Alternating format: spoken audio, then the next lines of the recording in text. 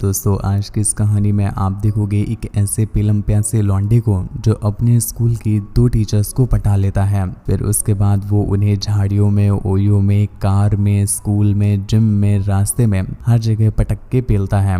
ये सब कुछ वो कैसे कैसे, कहाँ कहाँ, क्यों क्यों, कितनी कितनी बार, किस किस के साथ, किस किस पोजीशन में, और हाँ कौन कौन सा फ्लेवर लगा कर करता है, ये सब आप आज की इस कहानी में देखने वाले हो। कहानी का नाम है मिसबिहेवियर। पर उसे स्टार्ट करने से पहले दोस्तों हम आपको बता दें कि आपकी रिक्वेस्ट पर हमने सेकंड चैनल भी स्टार्ट कर दिया है। उसका लिंक नीचे डिस्क्रिप्शन में दिया हुआ है, तो प्लीज चैनल को सब्सक्राइब कर लीजिएगा, क्योंकि वहां पर भी हम काफी इंटरेस्टिंग वीडियोस अपलोड करने वाले हैं जो आपको बहुत पसंद आएगी। कहानी स्टार्ट होती है और हम यूजो को देख पाते हैं जो आज अपनी फ्रेंड की जगह क्लास लेने आई हुई होती है। तभी वो नोटिस करती है कि क्लास में एक लौंडा मिसिंग है।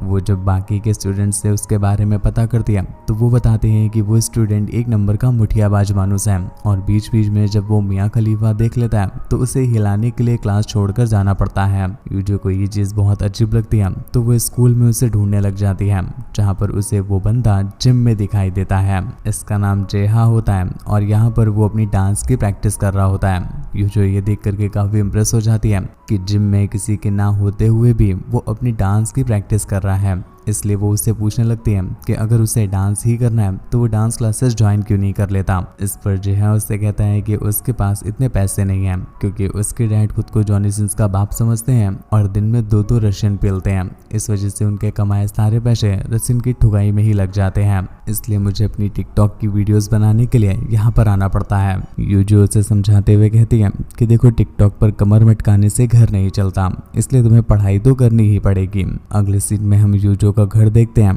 जहां पर हमें पता चलता है कि यूजो अपने बाबू के साथ रहती है। दरअसल वो एक राइटर है, ऐसा बस उसे लगता है, क्योंकि भैंसटोक आज तक उसने कोई किताब नहीं लिखी है और बस राइटिंग का ही बहाना पेल करके घर में मुठिया चलाया करता है। इस वजह से यूजो को अपने साथ साथ सांगो का भी पेट पालना पड़ता है और इसीलिए उसे बाहर काम करना पड़ रहा है। लेकिन सांगो के नखरे तो अपने कानपुर की लड़कियों से भी ज्यादा हाई लेवल है, क्योंकि सांगो ना ही काम करता है और ना ही घंटा घर के किसी काम में उसका हाथ बटाता है। इवन वो खुद के लिए खाना तक नहीं बनाता और बस यूजो का मूड बना करके दिन रात उसकी लेता रहता है। यूजो इन सब चीजों से अब बहुत परेशान हो गई है और वो उसे छोड़ना चाहती है, पर क्या करे, उसकी जैसी गहरी ठुकाई करने वाला उसे आज तक मिला नहीं। इस वजह से वो बहुत परेशान है और चाह करके भी अपने बाबू की गामंड में लात मार के उसे भगा नहीं पा रही। दोस्तों कहानी में आगे बढ़ने से पहले हम आपको बता दें कि हमारा इंस्टाग्राम चेंज हो गया है, तो प्लीज मेक श्योर कर लें कि आप हमारे नए वाले इंस्टाग्राम पर भी हमसे जुड़े हुए हो। नए वाले इंस्टाग्राम का लिंक नीचे डिस्क्रिप्शन में दिया हुआ है और न्यू चैनल का लिंक भी दिया है, तो उसे भी प्लीज विजिट जरूर कीजिएगा। हर रोज की तरह आज भी यूजो जब स्कूल से अपनी गावंड घिसवा करके घर पे आती है तो उसका बाबू उसे उसकी बची हुई गावंड घिसने के लिए किचन में भेज देता है और फिर यूजो दोनों के लिए खाना बनाती है, जिसके बाद यूजो सोने चली जाती है। दूसरी तरफ हम सांगो को देखते हैं जो 5 मिनट कुछ लिखने की कोशिश करता है, पर घंटा उसे कुछ समझ नहीं आता, इसलिए वो भी यूजो के बगल में लेट जाता है और उसकी गहरी गुफा में उंगली करके उसको गर्म करने लगता है। थोड़ी ही देर में यूजो भी गर्म हो जाती है, जिसके बाद वो उसका पप्पू चूसने लगती है और फिर सांगो उसे दबा के ठोकता है। अगले दिन यूजो जब स्कूल में आई होती है तो उसे पता चलता है कि स्कूल में एक नई टीचर को अपॉइंट किया गया है, और क्योंकि वो टीचर स्कूल के चेयरमैन की बेटी होती है, इस वजह से स्कूल का स्टाफ यूजो की पोस्ट उस टीचर को दे देता है। इस बात से यूजो को बहुत बुरा लगता है, क्योंकि इस पोस्ट को पाने के लिए उसने न जाने कितने मैनेजर को अपनी गारमेंट दे दी थी। स्कूल के दौरान में यूजो नोटिस करती है कि जेहा ने आज बहुत सारी बियर पी रखी होती है। मतलब देख रहे हो तुम इस बहन के लूले को, इतनी सारी बियर पीने के पैसे हैं इसके पास और डांस क्लास की फीस भरने में इसकी नानी मरती है। खैर बीटीएस लवर वालों की मूवी है तो लॉजिक लगाने की कोई जरूरत नहीं, वरना अपनी ही गारमेंट में दर्द होने लगेगा। खैर यहाँ पर यूजो जब जेहा को जगाने की कोशिश कर रही होती है तभी अचानक से जेहा गर्म हो जाता है और उसका हाथ पकड़ के उसके साथ चुम्मा चाटी करने लगता है। यूजो उससे खुद से अलग करने की कोशिश कर रही होती है, पर इतने में ही जेहा उसके पॉम पॉम दबा देता है, जिससे यूजो भी गर्म हो जाती है। पर ये स्कूल होता है और यूजो की फट रही होती है, इसलिए वो जेहा को अपनी कार में बैठाकर उसके घर पर छोड़ देती है। अगले दिन वो जेहा की प्रोफाइल देख रही होती है तो उसे पता चलता है कि जेहा की कोई मॉम नहीं है। इतने में ही जेहा उसके पास आ जाता है तो यूजो उसे कल के सारे कांड के बारे में बताती है, जिससे सुनकर जेहा की फट के हाथ में आ जाती है और फिर यूजो उससे पूछती है कि अब तुम बताओ, तुम्हारी गमड़ियाँ तोड़ दिया जाए या छोड़ दिया जाए, या कड़वा तेल लगा के फाड़ दिया जाए। जेहांगी तो सुन के ही फट गई थी, इसलिए वो उनसे कहता है कि आपका जैसा मन करे आप वैसा कर सकती हैं। पर दूसरी तरफ हम यूजो को देख पाते हैं जिसकी कच्ची चुम्मा चाटी की वजह से गीली हो गई थी। इसका मतलब वो जेहांगा लेना चाहती थी, इसलिए वो उससे कहती है कि चलो ठीक है, तुम्हारी पहली गलती है, इसलिए मैं तुम्हारी गारमेंट बख्श दे रही हूँ, वरना कड़वा तेल से लेकर के मेरे पास इलेक्ट्रॉनिक वाली डिवाइस तक सब कुछ मौजूद है। अगर दोबारा बकैती की तो पीछे से डालूंगी और मुंह से निकालूंगी। दोपहर में जब वो पढ़ा रही होती है कि तभी उसका बाबू सेंगाऊ स्कूल में आ जाता है, जो अपने साथ स्ट्रॉबेरी के 3 गुब्बारे लेकर आया था। यूजो उसे समझाने की कोशिश करती है कि स्कूल में कमरे बनाए जाते हैं क्लासरूम के लिए, पिलाई करने के लिए नहीं, इसलिए तुम घर जाओ और अपने हथियार की घिसाई करो। शाम को जब मैं घर आऊंगी तब मेरी सर्विसिंग कर देना। पर उसका बाबू तो बिल्कुल भरा हुआ था और वो इंतजार नहीं कर सकता था, इसलिए वो उसे वहीं पे पटक के पेलने लग जाता है। लेकिन यूजो उसे खुद से अलग करती है और कुछ पैसे देकर कहती है कि इन पैसों से रशियन पेलाओ, पर प्लीज यहाँ से चले जाओ। शाम को जब यूजो घर पर पहुंचती है तो उसके बाबू की फायर हो रखी थी। यूजो जब उससे पूछती है कि वो अपना सारा सामान क्यों पैक कर रहा है, तो सेंगा उससे कहता है कि वो अपने फ्रेंड के घर शिफ्ट होने के लिए जा रहा है, क्योंकि यहाँ पर उसके होने या ना होने से तुम्हें कोई फर्क नहीं पड़ता। वैसे भी तुमने तो मुझे देना बंद कर दिया था और अब तो तुमने मुझे मुन्नी भाई के कोठे का रास्ता भी दिखा दिया है, इसलिए मैं हिलाकर काम चला लूंगा, तुम अपनी इलेक्ट्रॉनिक वाली डिवाइस से खुश रहना।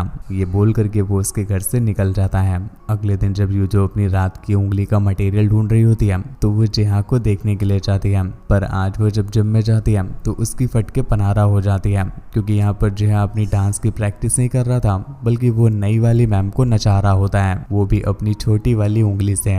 अगले दिन यूजो यांग के पास जाती है और उसकी भी फाड़ के नहारिया बनाने के लिए वो उसे बता देती है कि पिछले दिन उसने क्या देखा था। ये सुनकर यांग की फटके हाथ में आ जाती है और वो उसके गड्ढों में तेल लगाने लग जाती है कि प्लीज वो ये बात किसी को ना बताए। इस बात के लिए यूजो मान जाती है, पर वो यांग को वार्न करती है कि वो दोबारा कभी भी जेहा के आसपास भी ना दिखाई दे।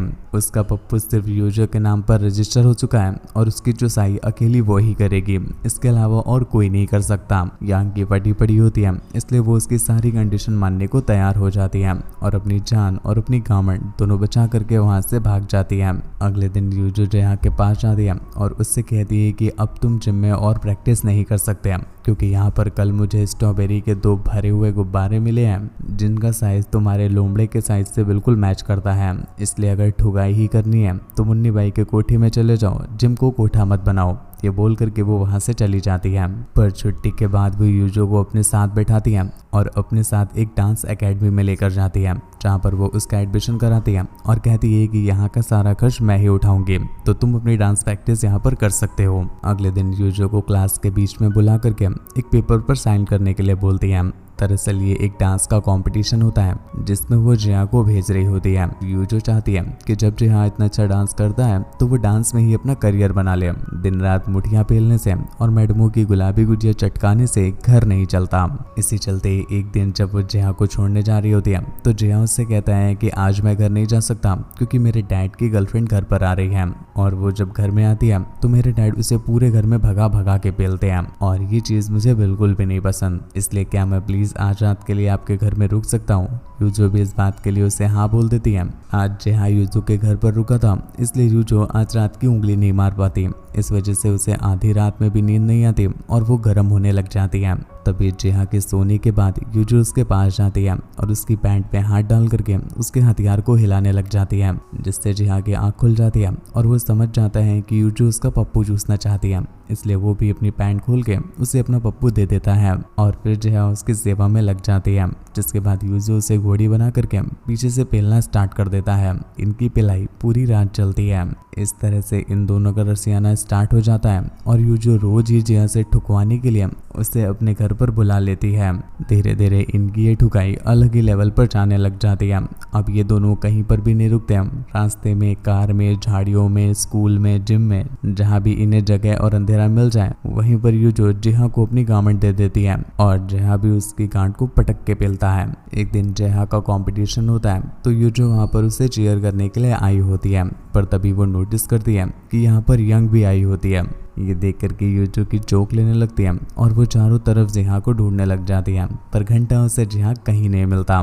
यूजो उससे इतना परेशान हो जाती है कि वो उससे मिलने के लिए उसके घर पहुंच जाती है, पर वो देखती है कि जिहा अभी घर पर नहीं आया होता है, इसलिए वो साइड में ही अपनी कार रोककर उसके आने का वेट करने लगती है। जिहा को याद करते करते जब वो अपनी झील का पानी निकाल रही होती है कि तभी वहां पर एक कार आकर रुकती है, जिसके अंदर से जिहा बाहर निकलता है, पर उसके साथ यंग भी होती है और ये दोनों रोड में ही चुम्मा चाटी स्टार्ट कर देते हैं। दूर खड़ी यूजो जब ये देखती है तो उसके मन में यही आता है कि गद्दारी कर बे तोरी बहन का चुम दूं, पर वो घंटा कुछ उखाड़ नहीं सकती थी, इसलिए वो वहां से चली जाती है। बाद में हमें पता चलता है कि यूजो के गुलाब का गुलकंद बनाने का प्लान इन दोनों का था और अभी तक ये दोनों बस यूजो के साथ खेल रहे होते हैं। अगले दिन यंग अपने डैड से बोल करके यूजो को स्कूल से बाहर निकलवा देती है। अब यंग को रोकने और टोकने वाला कोई भी नहीं होता है, तो वो जिहा के साथ स्कूल का कोई भी कोपचा पकड़ करके अपनी ठुकवाने लग जाती है। इसी चलते एक दिन जब वो जिहा को अपने घर पर उसे ठोकने के लिए बुलाती है और उसके आने के पहले अपने अमेज़न के जंगल साफ कर रही होती है कि तभी वहां पर यूजो पहुंच जाती है, जो गर्मा गर्म चाय उसके मुंह पे डाल करके उसके फड़वे लगा देती है। कुछ देर के बाद जिहा जब वहां पर पहुंचता है तो यूजो को वहां पर देख करके उसकी एक पल के लिए फटने लगती है, पर अगले ही पल यूजो उससे कहती है कि उसे घबराने की कोई ज़रूरत नहीं है। यंग ने उसे यहाँ पर अपनी ठुकाई के लिए बुलाया है और मैं बस तुम दोनों को दिया दिखाने आई हूँ। जिहा ये सुन करके खुश हो जाता है और अपने हथियार को तैयार करने के लिए वॉशरूम में जाता है, पर वहाँ पर उसे यंग की डेड बॉडी दिखाई देती है, जिससे उसकी फटके पनारा हो जाती है और इसी के साथ ये कहानी यहीं पर एंड हो जाती है। तो दोस्तों, वीडियोस को बनाने में बहुत मेहनत लगती है। एक ही मूवी को 2-2 3-3 बार देखना पड़ता है, फिर उसकी स्क्रिप्टिंग करते हैं, डायलॉग लिखते हैं और वॉइस ओवर होता है, जिसके बाद मोबाइल में ही एडिट करना पड़ता है। इस चीज़ में हमारा 1 से 2 दिन लग जाता है, पर हमारी इस मेहनत को अप्रिशिएट करने के लिए बस आपको 1 सेकेंड लगेगा लाइक बटन को प्रेस करने में। तो प्लीज़ हमारी मेहनत को ज़रूर अप्रिशिएट कीजिएगा और अगर आप ऐसी ही और भी ज़्यादा इंटरेस्टिंग वीडियोस देखना चाहते हैं तो आप चैनल को सब्सक्राइब कर सकते हैं। मुझसे बात वगैरह करनी हो या मुझे देखना चाहते हैं तो आप इंस्टाग्राम पर आ सकते हैं और अगर मूवीज़ डाउनलोड करनी हो तो आप टेलीग्राम पर आ सकते हैं। सभी का लिंक नीचे डिस्क्रिप्शन में या पिन कमेंट्स में आपको मिल जाएगा।